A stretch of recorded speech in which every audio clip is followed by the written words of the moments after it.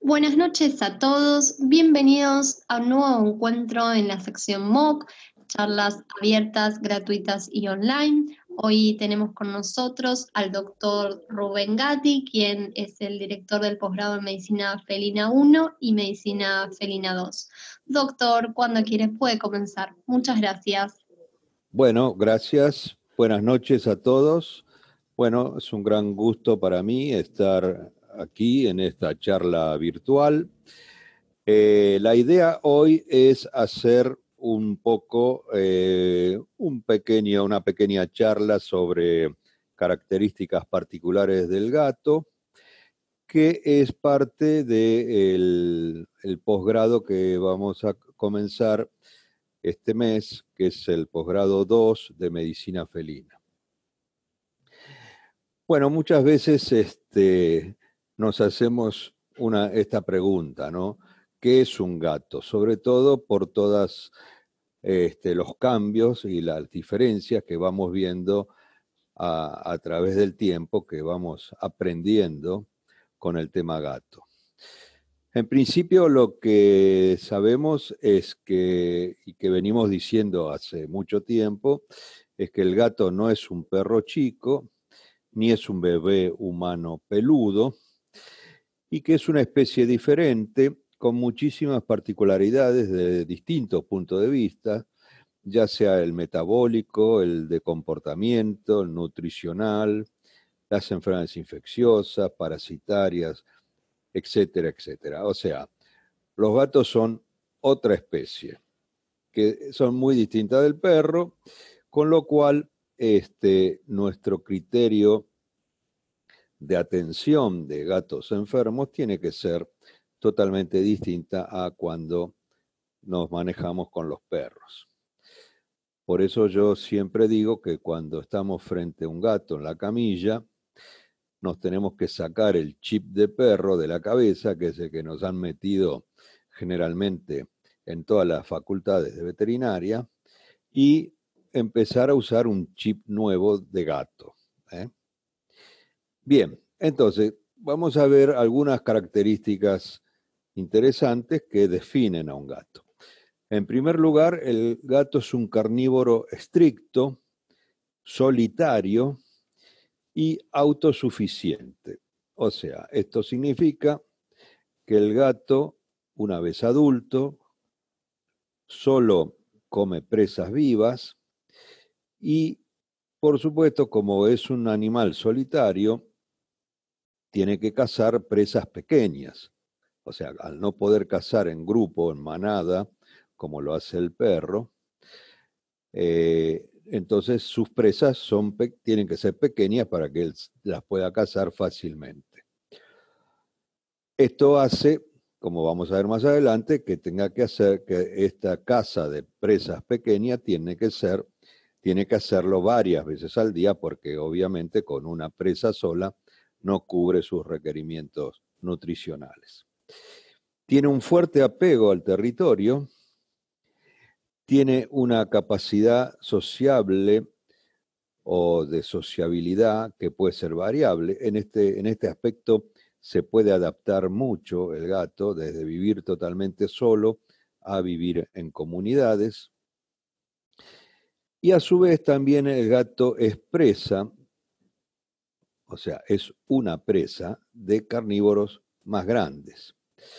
Entonces, eso hace que el gato tenga que tener un cierto tipo de cuidados a la hora de, por ejemplo, de no manifestar ni dolor ni malestar por distintas enfermedades, porque fíjense que, o sea, el gato al vivir solo no tiene muchas formas de defenderse de una presa mayor. Entonces, por lo cual el gato trata de ocultar todo lo que sea anormal en lo que a él le pasa, ya sea enfermedades o algún tipo de dolor que lo pueda afectar. Además, también el gato tiene los gatos entre sí, si bien se arman cada uno su territorio, cuando se encuentran, en principio, tratan de evitar las peleas con una serie de comportamientos que son justamente rituales para evitar la pelea, porque todos saben que no es conveniente quedar herido, porque los gatos, como viven solos en la naturaleza, si quedan heridos y no pueden, por ejemplo, volver a cazar, no hay nadie que les vaya a dar comida o que los vaya a ayudar con su posibilidad de que puedan seguir viviendo. Entonces, obviamente, evitan todo tipo de lesiones al pelearse con otros gatos por el territorio. Entonces tienen toda una, digamos, un esquema de comportamiento para evitar la pelea. Por supuesto que hay situaciones donde ya no hay posibilidad de evitarla y entonces sí entran en combate. Así que, bueno, estas son características generales que hacen que el gato ya de por sí, como vemos, es un individuo bastante particular y diferente a lo que a lo que es normalmente un perro. ¿Por qué son tan aferrados a su territorio? Bueno, porque dominar su territorio significa asegurar su comida. Entonces, todo intruso en su territorio es una amenaza y tiene que ser eliminado directamente. Por lo cual, esto se traslada a la vida de ciudad, donde el gato vuelve a tener su pequeño territorio en una casa o en un departamento, y por supuesto, cualquier intruso en ese departamento es directamente una amenaza o un enemigo. Por eso es que a los gatos les cuesta tanto aceptar nuevos integrantes en su territorio. ¿Cómo cazan los gatos? Los gatos tienen una estructura particular que hace que los prepara para un tipo de caza o de predación, que es la modalidad que se llama al acecho. O sea, los gatos buscan la presa, se acercan sigilosamente y cuando están más o menos cerca, con una corta carrera o movimiento, atrapan la presa, sobre todo con sus uñas filosas de los miembros anteriores, y allí intentan darle el mordisco mortal en la nuca o en la garganta. Esta es la modalidad que utilizan todos los gatos, para lo cual están preparados, pero que a pesar de ser muy buenos cazadores, se sabe que por lo menos cada presa cazada lleva por lo menos de 3 a 5 intentos. O sea, cada vez que el gato caza una presa, tuvo que invertir energía y tiempo más o menos en 4 o 5 veces que falló. Y recién ahí, en la tercera, cuarta o quinta vez, es cuando puede realmente tomar a esa presa. Cuando los gatos cazan una presa, que normalmente son roedores o pájaros, es lo más habitual, comen prácticamente todo de ese animal, y no utilizan ningún tipo, en su vida normal, natural, no utilizan ningún tipo de alimentos vegetales. Los sentidos están especializados para eso. Los ojos de los gatos son muy grandes, mucho más grandes en proporción que el ojo humano. Como ustedes verán, un ojo humano, nosotros podemos ver el iris y la esclerótica. En los gatos prácticamente no se ve la esclerótica porque el globo ocular ocupa casi todo la órbita. A su vez, la dilatación pupilar es 3 veces mayor que en el humano. Tiene visión binocular, o sea, con los ojos de frente.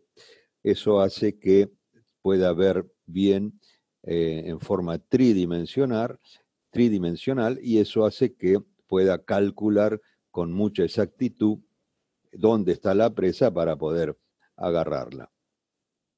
También sabemos que tiene lo que se llama el tapetum lucidum, que concentra la luz, sobre todo para cazar en momentos donde hay baja, ya sea a la tarde, y hay una predominancia de bastones para justamente tener más posibilidad de vista nocturna.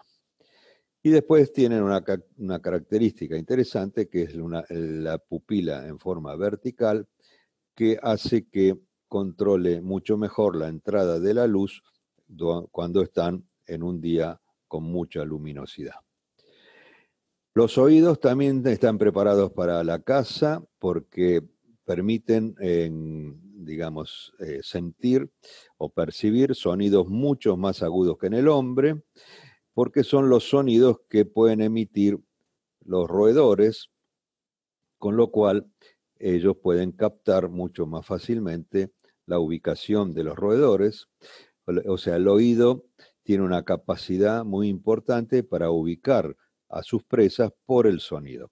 Y las orejas se pueden mover hasta 180 grados para también captar esos sonidos. El olfato del gato, acá hay una variante interesante, y es que los gatos no usan el olfato para cazar, o sea, no siguen un rastro como lo podría hacer el perro, por ejemplo.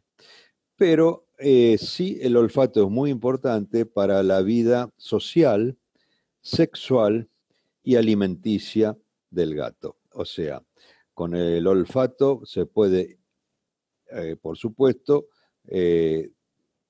tener comunidades donde se mantiene un olor particular y eso hace que esos gatos con ese olor particular formen parte como de una familia. También, por supuesto, tienen todo lo que está relacionado con la atracción sexual y esto, como todos sabemos, también está regido por un tercer sentido químico que es el órgano vómero más nasal o de Jacobson. Y como sabemos, en muchas especies ocurre esto que es el comportamiento de Flehmen, que es la forma de sentir las feromonas sexuales. Esto es muy importante en el gato porque como los gatos no viven juntos, digamos, machos y hembras, es muy importante que el gato, sobre todo el macho, pueda sentir a la hembra en celo a grandes distancias. Y otra cosa por la cual es muy importante el olfato es porque con el olfato se puede identificar y elegir la comida. Y esto es tan importante a tal punto que cuando los gatos pierden el olfato, ya sea en forma permanente, lo cual es raro, pero puede ocurrir con la edad o con lesiones en la nariz, o a veces en forma así, en algunos momentos donde hay alguna infección, por ejemplo, las enfermedades respiratorias superiores, herpes virus, calicivirus, pueden producir una anosmia transitoria y eso puede hacer que el gato deje de comer justamente por no poder oler los alimentos. Bien, también el gato tiene bigotes que todos conocemos, que son muy simpáticos y que son pelos táctiles, hay 12 de cada lado y le dan al gato la noción del espacio que están atravesando con las distancias, sobre todo si están en una zona de muy baja luminosidad.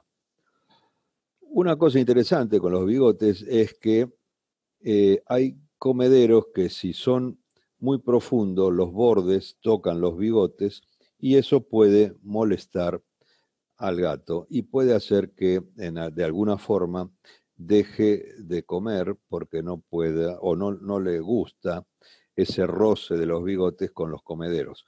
Por eso es que una de las cosas que se puede hacer es usar comederos alargados y no muy profundos, cosa que no molesten a los bigotes. Una característica importante es el tema de las uñas, los dedos de los gatos. Los gatos sabemos que son digitígrados, o sea que se apoyan con los dedos. Esta es una característica muy importante porque hace que de esa forma los miembros se alargan y con el mismo peso que tenían sin alargar los huesos largos. Entonces, tener miembros más largos le da mucha más velocidad, lo cual es una ventaja muy grande para que pueda lograr tener mayor eficiencia durante la caza.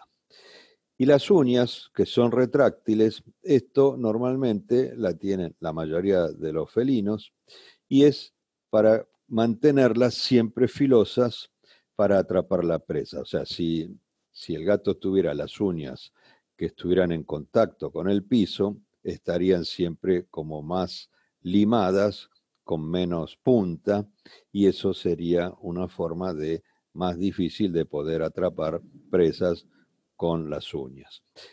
También las uñas, como sabemos, le dan al gato una posibilidad de trepar árboles, de subir árboles, que es una de las formas que pueden defenderse de algunos predadores, e inclusive también sería una forma de conseguir algún tipo de presa en los árboles. Bueno, otra característica interesante es que el cráneo del gato tiene una gran abertura ocular, como dijimos. Los ojos de los gatos son muy grandes en relación al cráneo, porque, bueno, como ya hablamos, los ojos tienen una función muy importante para detectar las presas.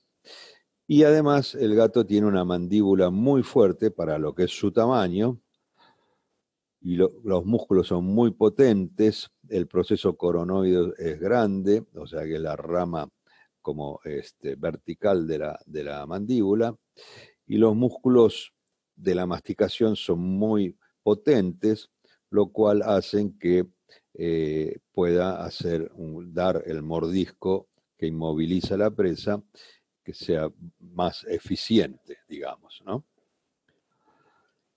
Bueno, también el gato tiene, como es un animal que solo prácticamente come proteínas animales, come presas, tiene un tubo digestivo corto, porque su alimento, digamos, es como muy concentrado, no tiene necesidad de digerir vegetales, por eso es que el tubo digestivo es muy corto. La lengua tiene espinas que en principio sirve para limpiar bien de carne los huesos y también para su aseo personal. Los gatos no transpiran ni jadean para eliminar calor.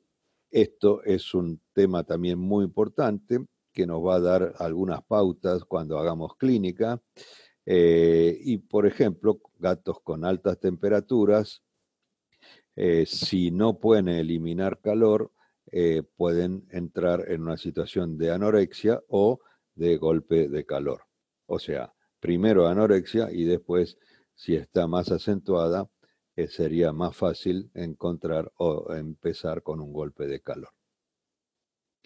Bien, con respecto a la alimentación, los gatos tienen modales de etiqueta, como dice la doctora Blanco, comen despacio, bocados pequeños, eligen muy bien la comida, mientras que los perros tienen modales de cromañón, o sea, tragan todo lo que venga y prácticamente ni se fijan qué es lo que están comiendo.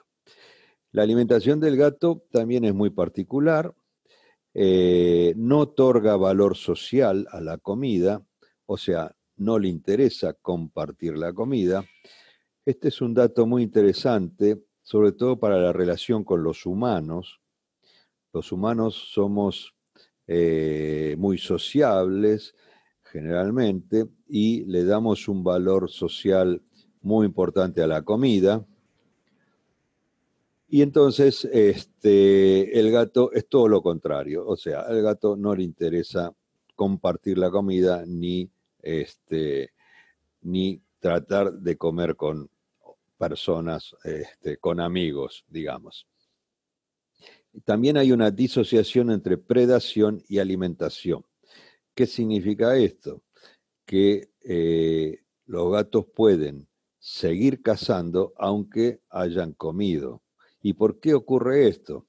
Porque, o sea, la cantidad de energía que el gato gasta para cada presa hace que digamos, su esquema de comportamiento hace que él esté siempre preparado, si hay oportunidad, para volver a cazar, porque después sabe que va a tener quizás periodos más largos donde no pueda conseguir una presa o donde le cueste más conseguir una presa. Entonces el gato, aunque haya comido, si tiene una presa cerca, la va a volver a cazar.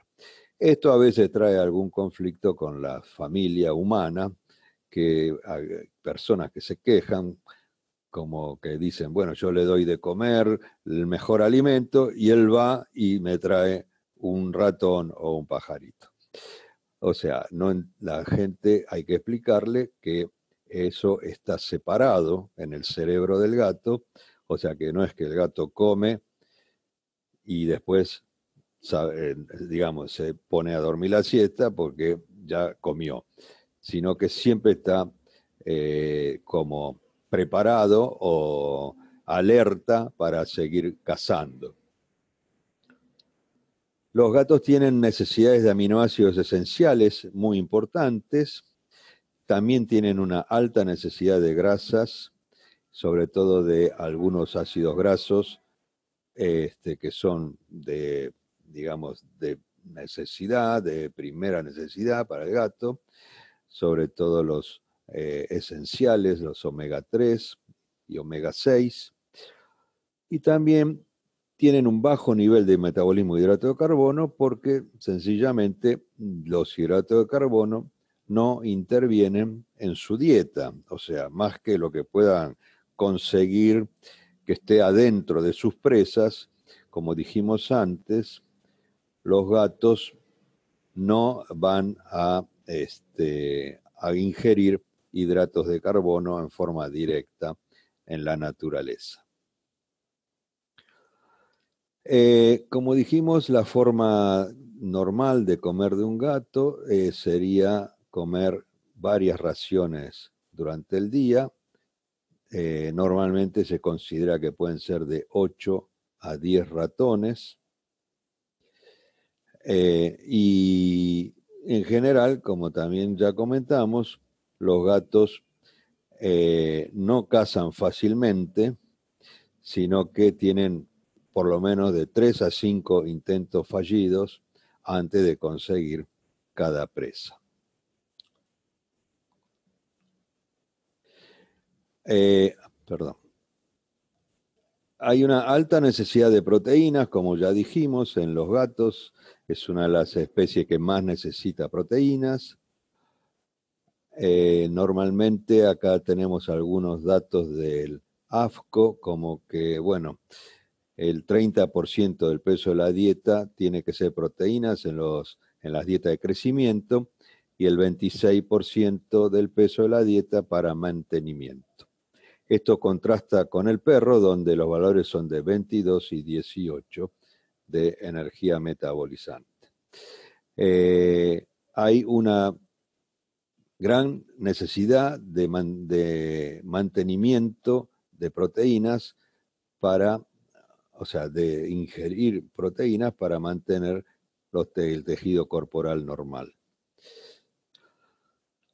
Las enzimas, ¿por qué ocurre esto? Porque hay enzimas que metabolizan proteínas que tienen una alta actividad en forma continua y no se adaptan a bajos niveles de proteínas de la dieta. Y por lo cual deben estar comiendo siempre un nivel alto de proteínas, porque si no, se empiezan a degradar los depósitos proteicos del organismo, que básicamente es la masa muscular. La dieta basada en presas vivas exclusivamente es lo que no ha permitido que su sistema enzimático se adapte a dietas de bajos valores de proteínas. Los aminoácidos esenciales, como dijimos, son varios, leucina, treonina, metionina, pero la arginina y la taurina son los más importantes. Estos dos aminoácidos son los que más problemas le traen al gato si no han, o sea, si tienen periodos de anorexia, por ejemplo. Hay otras particularidades metabólicas, como que el conducto colédoco común, hay un conducto colédoco común con el pancreático, que ocurre en la mayoría de los gatos, y eso hace que se produzca una famosa patología del gato que se llama triaditis, donde los tres órganos que están emparentados, digamos, que sería el intestino, el páncreas y el hígado, se pueden enfermar al mismo tiempo y producir esta patología que se llama triaditis. También tienen fallas a nivel de la conjugación con el ácido glucurónico, por lo cual esto hace que muchas drogas son difíciles de eliminar del organismo, por lo cual se produce la acumulación de las mismas. El caso típico es la aspirina, donde normalmente tarda 37 horas para eliminarse. Por eso es que cuando utilizamos aspirina en el gato, al principio se decía la aspirina es tóxica, entonces no hay que usarla en el gato. Claro, era tóxica si la dábamos cada 12 horas, pero bueno, si la damos cada 2 o 3 días, no es tóxica y cumplía también su misión. O sea que esto hay que tenerlo en cuenta porque en varios grupos de drogas puede ocurrir este tema, que falla un poco la eliminación y entonces se acumulan. Un tema interesante de los gatos es el equilibrio hídrico. Los gatos provienen del desierto, por lo cual todo su sistema corporal está preparado para consumir poca agua y ahorrar toda el agua posible que puedan eliminar. Entonces, desde ya toman poca agua y la adquieren en general cuando comen presas vivas, el agua la adquieren de sus presas, de la composición de sus presas. Todos sabemos que los organismos vivos, mamíferos, más o menos tienen un 50 o 60% de agua en su composición y el gato aprovecha muy bien esa parte. Por otro lado, eliminan poca orina y muy concentrada para justamente ahorrar esa agua.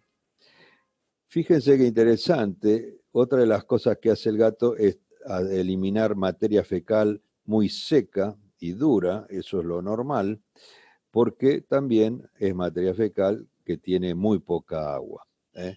La respiración normalmente es exclusivamente nasal para no perder agua, casi no tiene glándulas sudoríparas, o sea que casi no transpira. Bien, entonces, todas estas particularidades del gato con el equilibrio hídrico hace que todo lo que ocurre en forma contraria a estos que son las bases normales, el gato, todo lo que pase en contrario es patológico. O sea, si el gato no come, por ejemplo, se comienza a deshidratar rápidamente. Si el gato tiene polidipsia, poliuria, también es un signo muy anormal. Y esto hay que tenerlo en cuenta porque para mucha gente tomar mucha agua y orinar mucho está bien o es casi normal. Inclusive hay una falsa publicidad normalmente hacia el humano, que dicen, hay que tomar 2 litros de agua por día, cuanto más agua tomes mejor, y esto, por supuesto, en el gato es todo lo contrario. Y la presencia de poliuria y polidipsia es un signo clínico muy importante y que todos los veterinarios tendrían que comentar a sus clientes que estén atentos a esta posibilidad. O sea, si aparecen estos signos clínicos, hay que hacer la consulta con el veterinario lo antes posible. Otra característica interesante es que los gatos sangran muy poco. Todos los que han hecho cirugía en gato se habrán dado cuenta. O sea, a mí me encanta hacer cirugía en gato porque casi no hay que usar gasa, es muy poco lo que hay que usar. Y esto se debe a que hay una hiperagregación plaquetaria fisiológica y que además los vasos son pequeños y más reactivos. Hasta acá todo fenómeno. Lo positivo de esto es que no pierden mucha sangre cuando se lastiman, se hieren en una pelea. No dejan rastro para los predadores que podrían buscarlos, pero tiene un aspecto negativo y es que los gatos tienen una alta frecuencia de trombos vasculares, con lo cual todos conocemos que hay patologías que son muy importantes, como son los trombos vasculares de las aorta y de las arterias femorales. Así que bueno, algo es a favor y también tiene cosas en contra. Bueno, otro tema interesante es la organización social de los gatos. En la naturaleza pueden formarse colonias que son libres, o sea, que están porque ellos quieren, formar la colonia.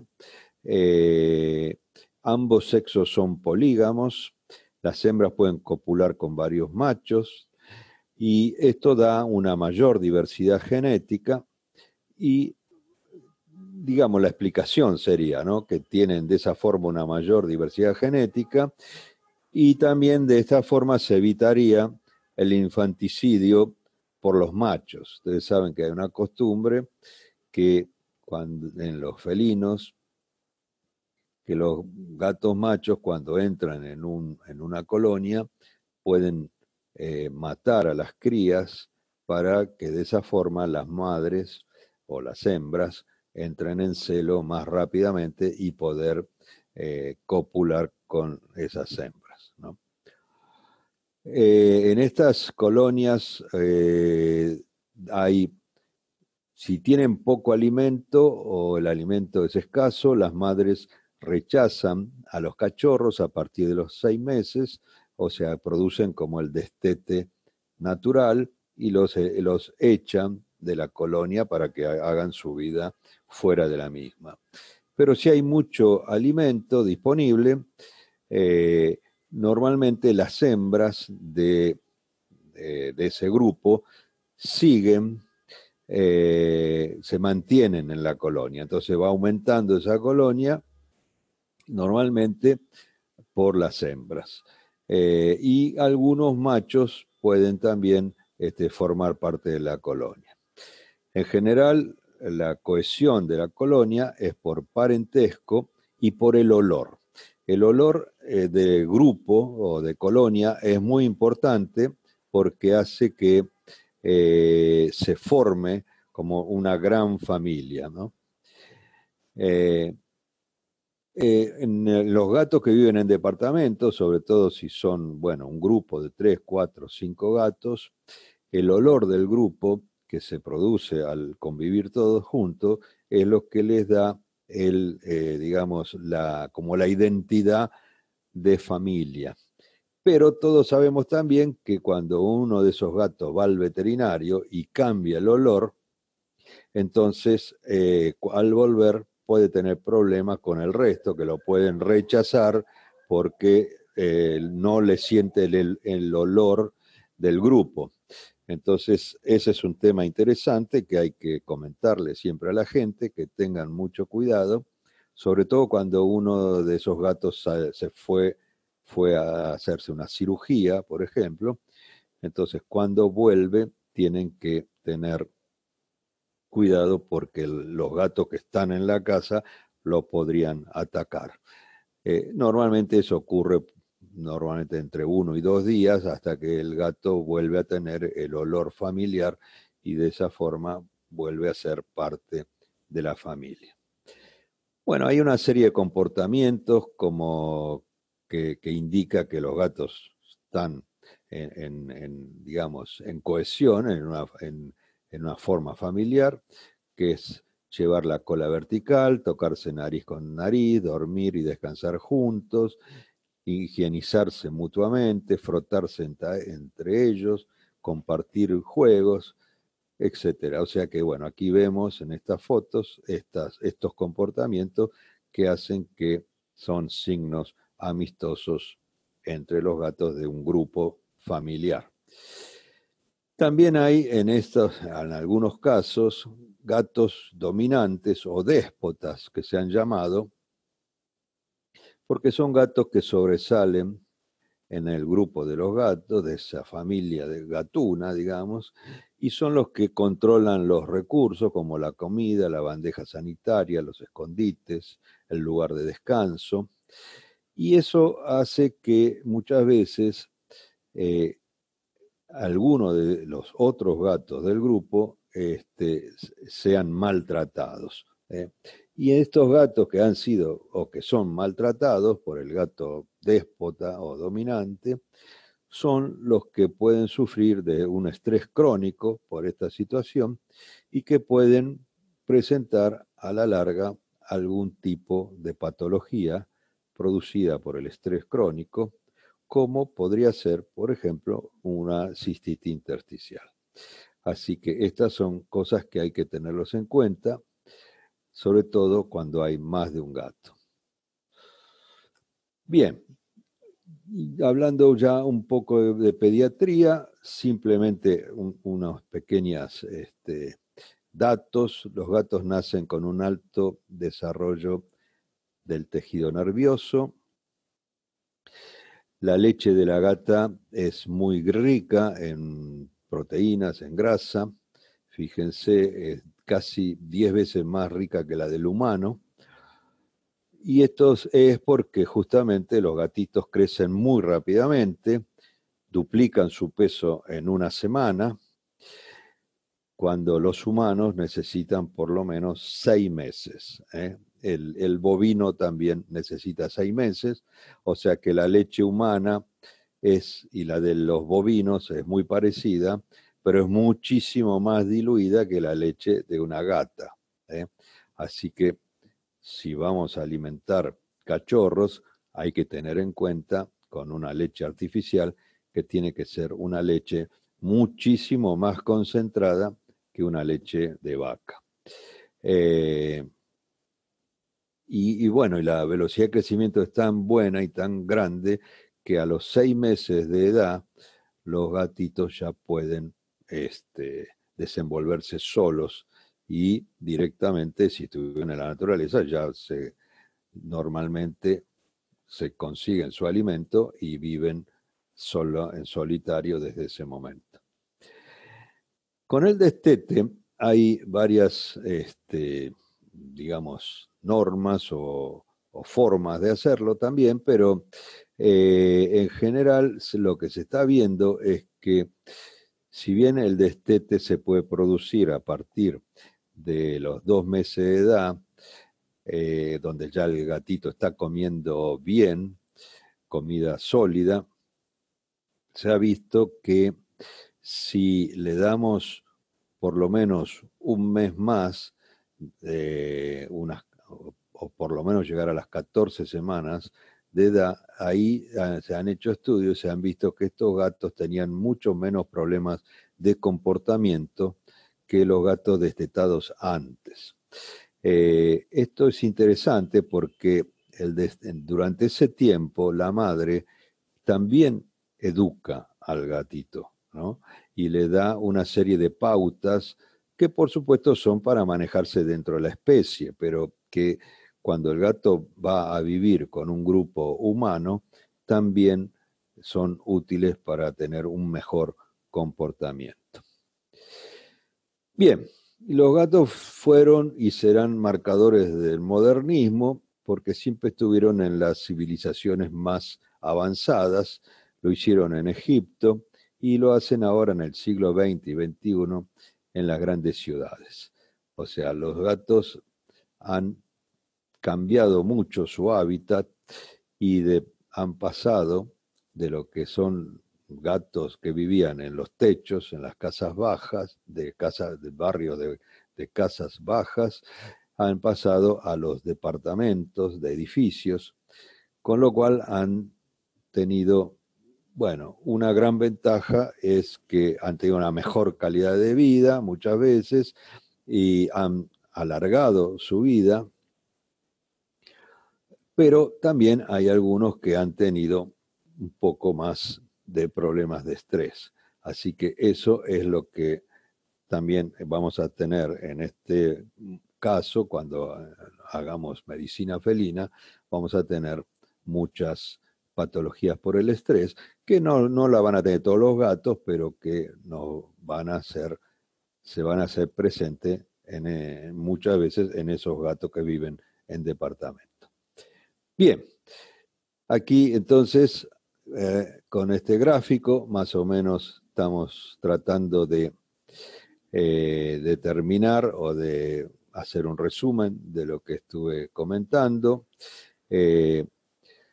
O sea, los gatos tienen características particulares que dependen un poco de cómo son ellos en la naturaleza. Así que todo eso lo vamos a tener que ir teniendo en cuenta cuando hagamos la medicina felina. Bien, hasta acá la charla. Lo que quería comentarles un poquito ahora es el tema del posgrado. El posgrado ahora estamos por comenzar el curso 2 de medicina. Bueno, les agradezco mucho que hayan estado en esta charla. No sé si hay alguna pregunta.